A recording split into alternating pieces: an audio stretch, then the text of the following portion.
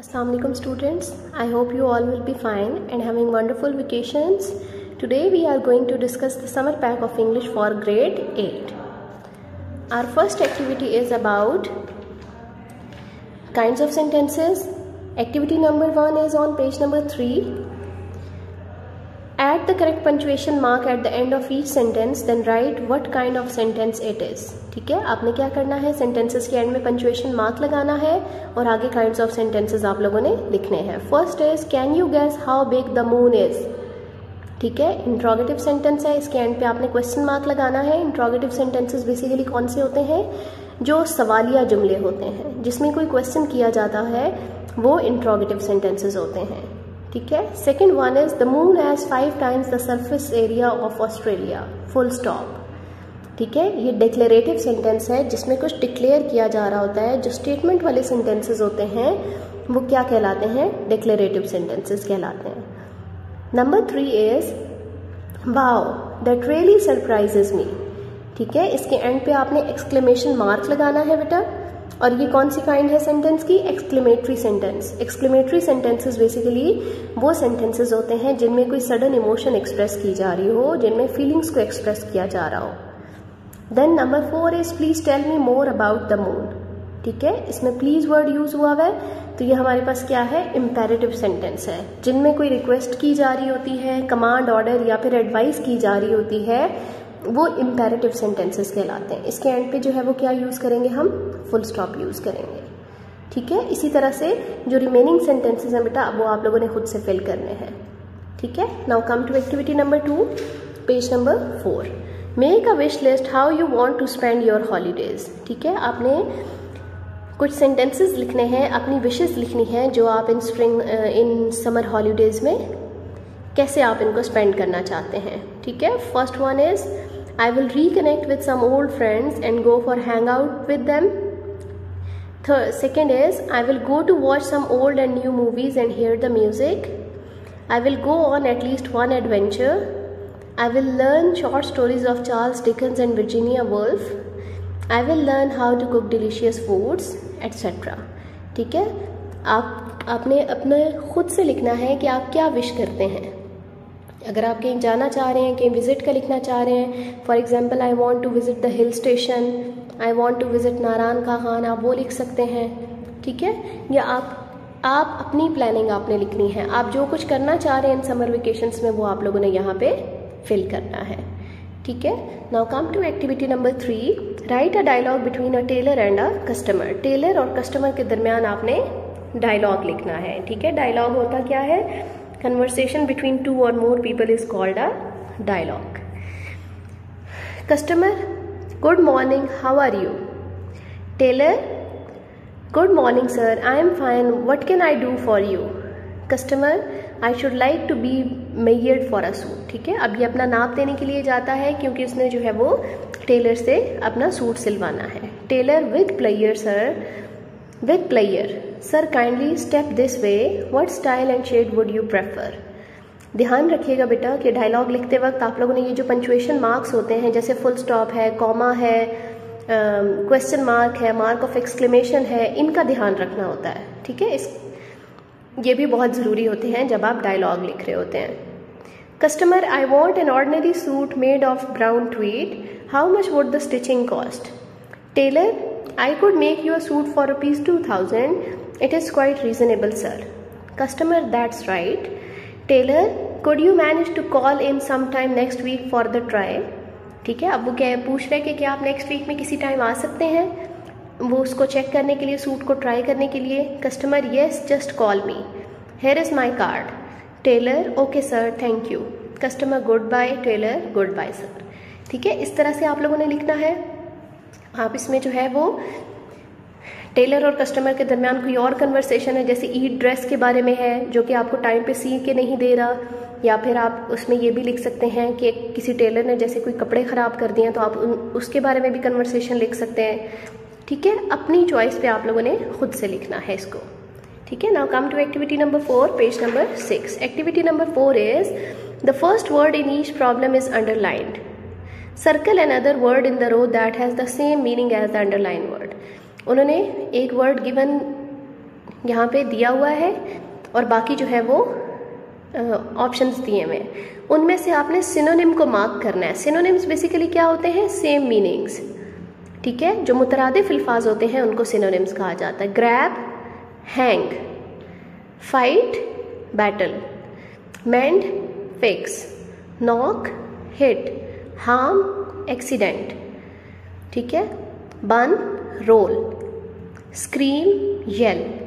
जो remaining sentences हैं, जो रिमेनिंग वर्ड्स हैं जो फिल नहीं हुए, उनको बेटा आप लोगों ने खुद से फाइंड आउट करके फिल करना है, सर्कल करना है, ठीक है ना। Come to activity number 5। In each row there is one word that is the opposite of the underlined words, ठीक है। वो सिनोनिम्स थे, ये ऑपोजिट्स हैं। ऑपोजिट्स किसे कहा जाता है? एंटोनिम्स को, ठीक है, जो मुतजाद अल्फाज होते हैं।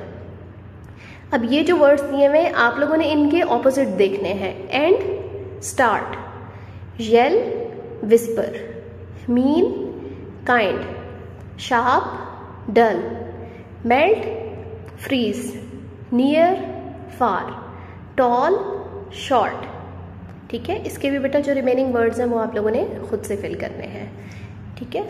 Now come to next activity, activity number 6। Watch any informative movie और play with your parents and write a review about that movie. Use declarative और imperative sentences in your views. Remember to give the name of the show और movie, ठीक है। आपने क्या करना है? कोई मूवी अपने पेरेंट्स के साथ देखनी है और उसके बारे में आपने रिव्यू लिखना है, ठीक है, कि उसमें आपने क्या देखा है, कौन सा कैरेक्टर आपको अच्छा लगा है, उसके बारे में आपने लिखना है और आपने उसका नाम भी मेंशन करना है। यहाँ देखें, एक एग्जाम्पल के तौर पे मैंने फिल किया है। आप बेटा ये जो है इनके लिए आप नेट से भी एग्जाम ले सकते हैं, हेल्प ले सकते हैं, डिफरेंट ग्रामर की बुक्स में से हेल्प ले सकते हैं, ठीक है। Okay, I recently watched an informative space drama with my parents. It's a captivating film, ठीक है, ड्रामा फिल्म एक ही बात है। Based on a true story about a lunar mission gone wrong. Tom Hanks gives a great performance as astronaut as Jim Lovell, ठीक है, उसका name क्या था? जिम लॉवेल था। और वो एस्ट्रोनॉट बना हुआ था। The movie showcases the challenges faced by the astronauts and the intense efforts to bring them back safely. Apollo 13 is not only entertaining but also educational. उसका जो नेम था मूवी का वो क्या है? अपोलो 13, ठीक है। Is not only entertaining but also educational, shedding light on the history of space exploration. It's a must watch for its inspiring story of courage and teamwork. This movie will leave you on the edge of your seat, eagerly awaiting each twist and turn in the astronauts' desperate fight for survival. ठीक है, astronauts जो है वो जो struggle करते हैं space में, जो मेहनत करते हैं और अपनी मिशन के लिए जो है वो लड़ रहे होते हैं वहाँ के एटमॉस्फेयर से, वहाँ के एनवायरनमेंट से, उसके बारे में ये मूवी है, ठीक है। तो इसके बारे में जो है आप रिव्यू दिया है मैंने आपको। आप लोग अपनी मर्जी से कोई भी मूवी देख के उसके बारे में जो है वो रिव्यू लिखेंगे, ठीक है। We will continue from activity number 7. It's on page number 9. Activity number 7 is what was the best event of your summer vacation in the month of June. Explain why it was best for you. इसमें बेटा आप लोगों ने जून में कोई visit किया हो या फिर आपकी इन वेकेशंस में जून के मंथ में कोई बेस्ट इवेंट गुजरा हो। इसमें आप ईद पे लिख सकते हैं, ठीक है। आपको पता है कि ईद उल अज़हा जो है वो जून में हो रही है। कोई बर्थडे सेलिब्रेशन है, कोई वेडिंग सेरेमनी है या फिर कोई और पार्टी है, ठीक है, जो आपके लिए अहम त्यौहार हुआ है, जो आपके लिए बहुत अच्छा जो है वो इवेंट गुजरा है, आपने उसके बारे में यहाँ पे खुद से लिखना है, ठीक है।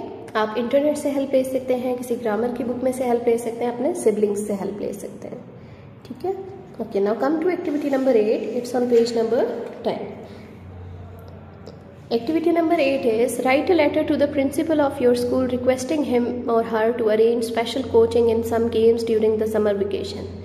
सबसे पहले देखें बेटा इसका pattern. Examination hall, comma, city ABC, capital letters में ABC लिखना है आपने. उसके बाद date 23 June, comma 2023.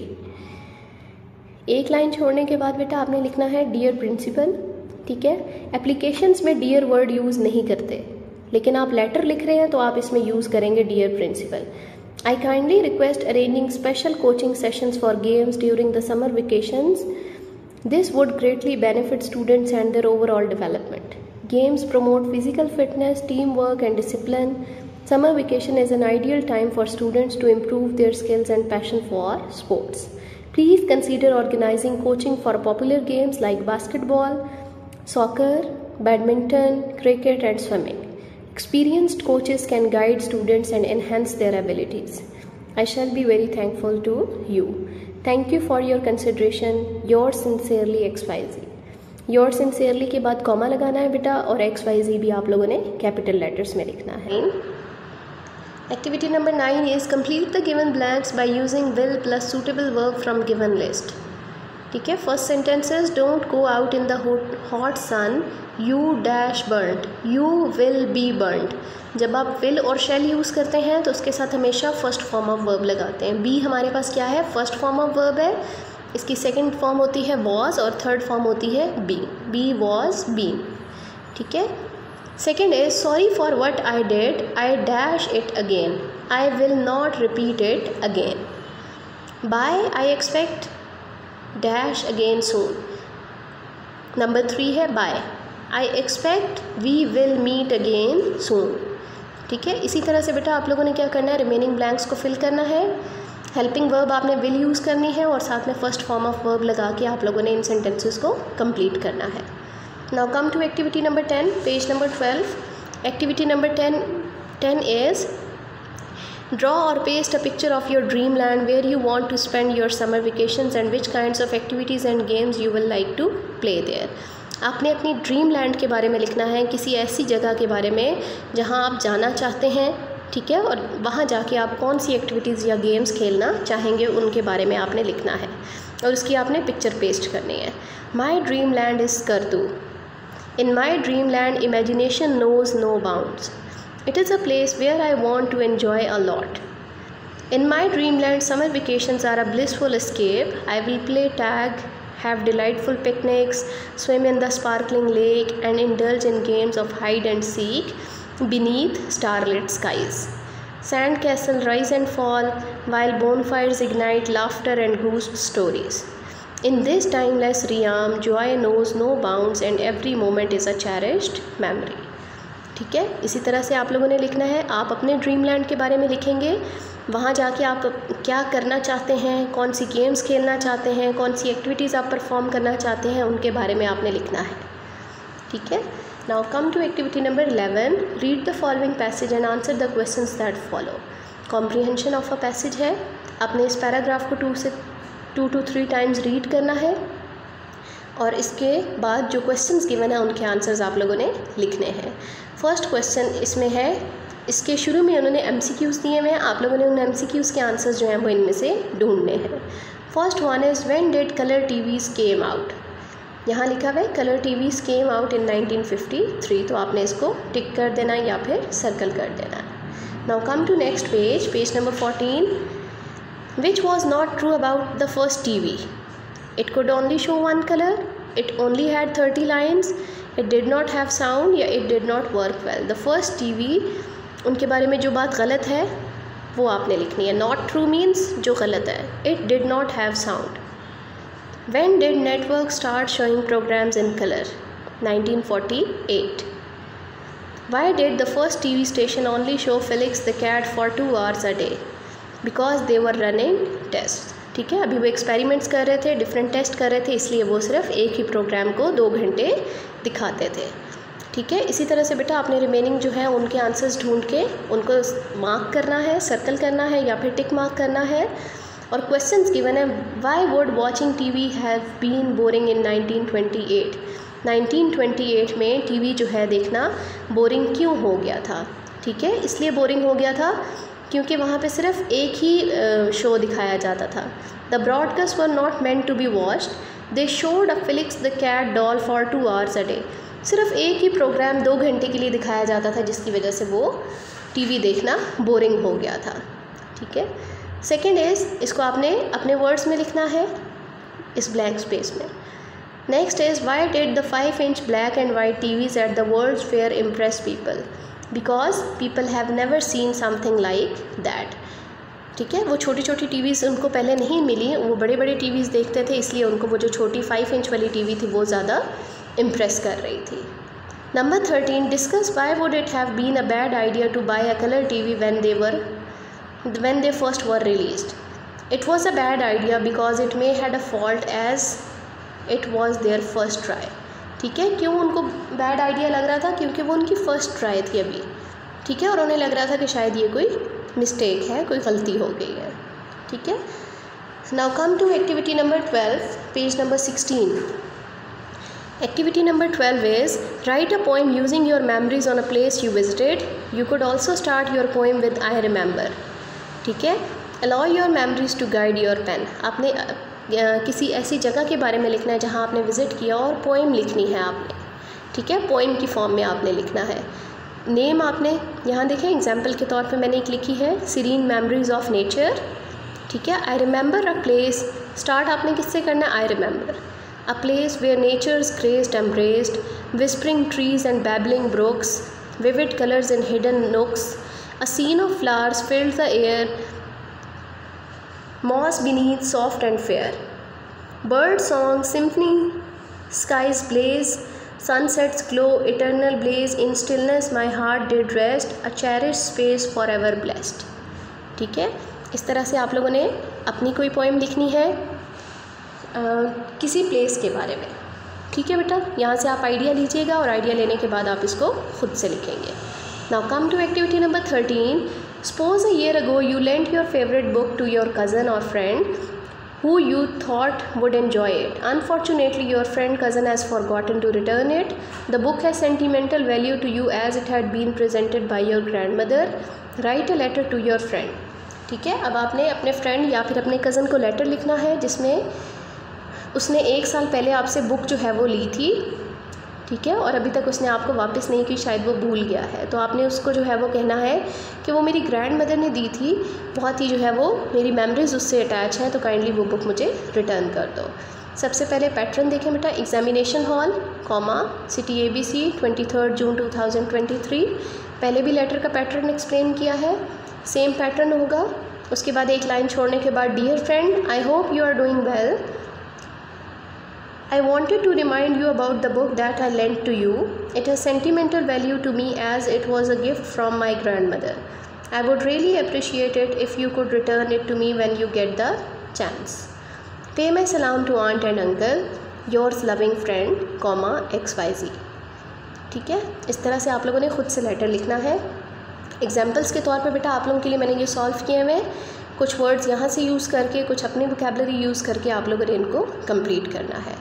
Now come to activity number 14. Activity number 14 is imagine that you are going to meet your favorite personality. Write down 8 questions that you want to ask that person. Then write your answers to the questions using your imagination and being as creative as possible.